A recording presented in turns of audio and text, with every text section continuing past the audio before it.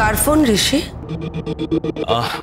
মুম্বাইয়ের Krishna ফিল্মসের executive producer পূজা phone করেছিলেন। ও, কি চাই? আজ সন্ধ্যাবেলা কলকাতায় একটা মিটিং ফিক্স করেছে আমার সঙ্গে। ওদের নেক্সট ফিল্মটা ওরা আমাকে দিয়ে করাতে চায়। ও, ভেরি নাইস। এ তো ভারী আনন্দের কথা। কিন্তু ঋষি, তুমি তো প্রথম কোনো ফিল্ম ডিরেক্ট করছো,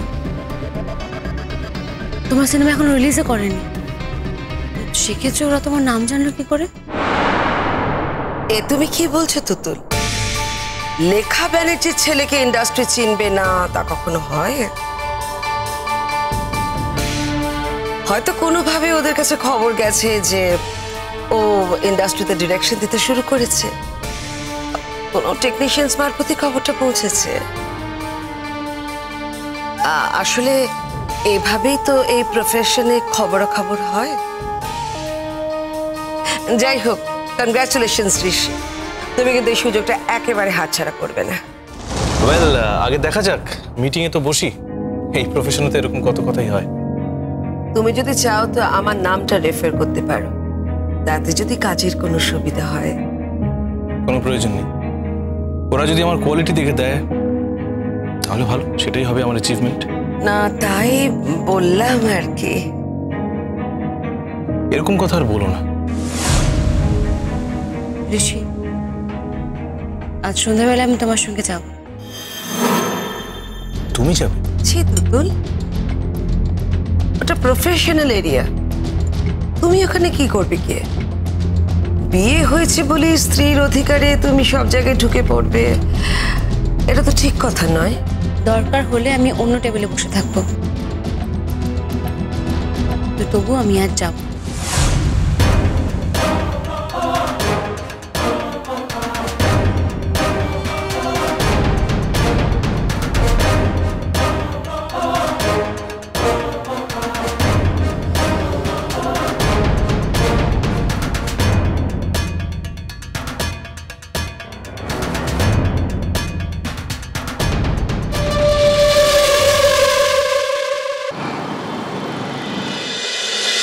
তুমি রান্না করবে কি?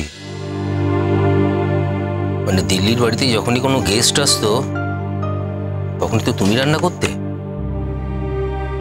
বাইরের কাউকে দিয়ে তো আমরা কখনো কোনো রান্না করাইনি। আরে তুমি চাইতে না তাই। যেদিন আয়ুষ আর মিতুলকে ইনভাইট করব সেদিন তুমি রান্না করবে তো? আমি ছাড়া কে করবে?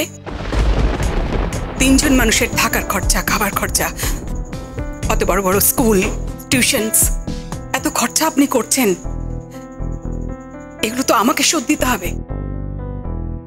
আমি মানুষ হিসেবে খারাপ হতে পারি, অকৃতজ্ঞ নই। আমি কিন্তু তোমার কাছ থেকে এই কথাগুলো শুনবো বলে তোমাকে এই ঘরে ডাকিনি তপস্যা। যুবরাজ, কি শুনতে চাইছিলে তুমি? আপনি কি শুনতে চাইছিলেন আপনি আমার কাছ থেকে? আমি শুধু এটাই শুনতে চাইছিলাম যে তুমি রান্না করবে কি না। তা না হলে আমরা ক্যাটারারকেও বলে দিতে পারি। ক্যাটারারকে বলতে তো কোনো অসুবিধা নেই, কিন্তু তাতে যদি তুমি কিছু মাইন্ড করো সেই জন্যই আমি তোমায় জিজ্ঞেস করছিলাম। আশ্চর্য, আপনার বাড়ি, আপনার ঘর, আপনার সংসার, আপনার গেস্ট, এর মধ্যে আমার পারমিশনের কি? আমি কেন মাইন্ড করতে যাব? তাহলে তুমি সোজা কথা বলবে না, তাই তো? আমার জীবনটা তো সোজা নেই যুবরাজ। আমার জীবনটা কি সোজা আছে যে সোজা কথা সোজাভাবে উত্তর দেব? আর তাছাড়া আপনি তো জানেন যে আমি সোজা কথা সোজাভাবে উত্তর দিই না। আমাকে তাহলে কেন ডাকা? আপনি আমাকে হুকুম করবেন, যদি রান্না করতে বলেন রান্না হবে, যদি বলেন যে আমার প্রয়োজন নেই তাহলে হবে না। এর মধ্যে এত মাইন্ড করার ব্যাপারটা আমি, এ তো সোজা কথা। বুঝতে পেরেছি, ঠিক আছে তুমি যাও। অনেক অকৃতজ্ঞ দেখেছি, কিন্তু তোমার মতো অকৃতজ্ঞ আমি এর আগে দেখিনি। আপনি আমাকে যাই বলুন আমি মেনে নেব, শুধু আমাকে অকৃতজ্ঞ বলবেন না।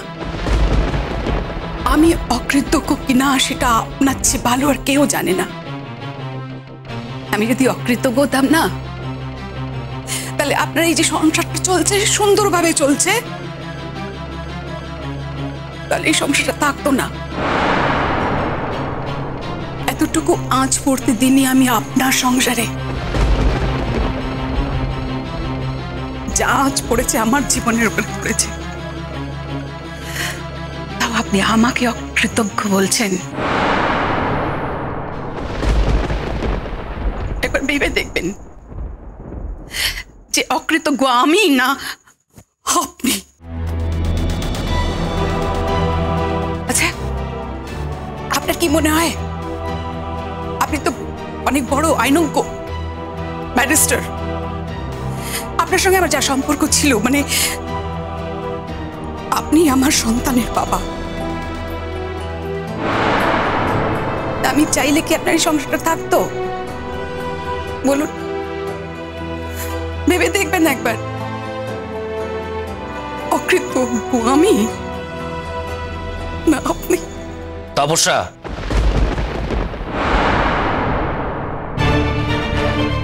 না বলে পারলাম না। জানি জানি আজ আমার পরিচয় এই বাড়িতে একজন মেড, কিন্তু সেই পরিচয়টা আমি নিজে বেছে নিয়েছি যুবরাজ।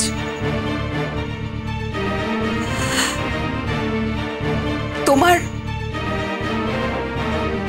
ক্ষমা করো, আপনার আমার কাছে কৃতজ্ঞ হওয়া উচিত, তা না হয়ে আপনি আমাকে বলছেন আমি অকৃতজ্ঞ। দাঁড়াও তপস্যা, সরি, তোমরা দুজনে কথা বলছো, তার মধ্যে তৃতীয় ব্যক্তির ঢুকে পড়াটা অন্যায়, আমি নিজে সেটা মানি। কিন্তু তোমাদের দুজনের মধ্যেই তো আমি আছি, আমার অস্তিত্ব কোনো না কোনোভাবে আছে, সেটা তুমিও জানো।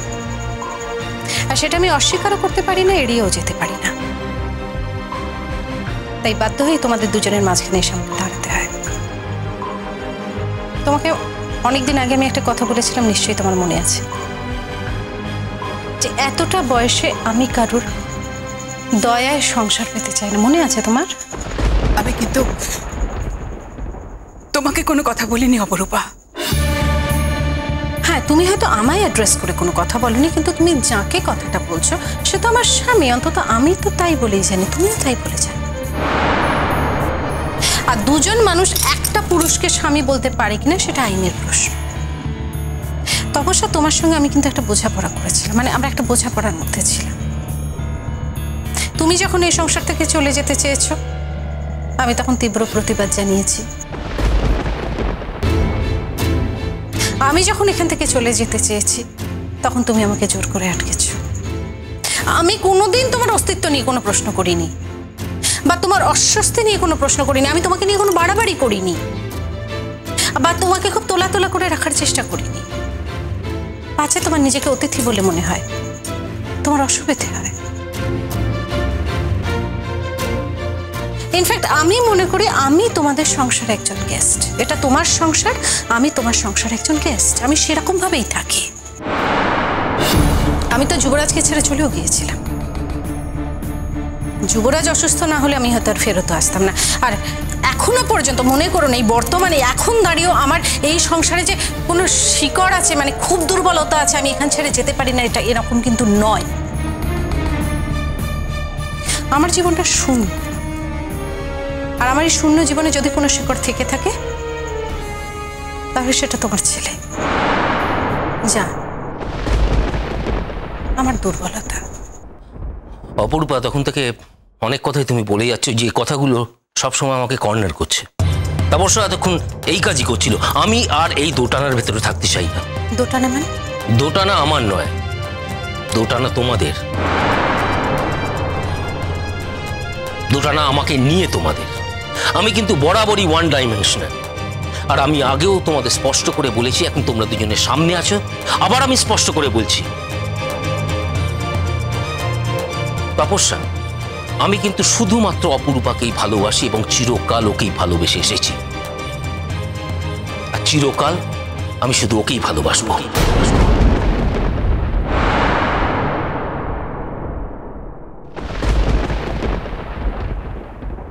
खाने के लिए क्या बोलिए? नो थैंक्स, इस वक्त मैं कुछ नहीं खाता।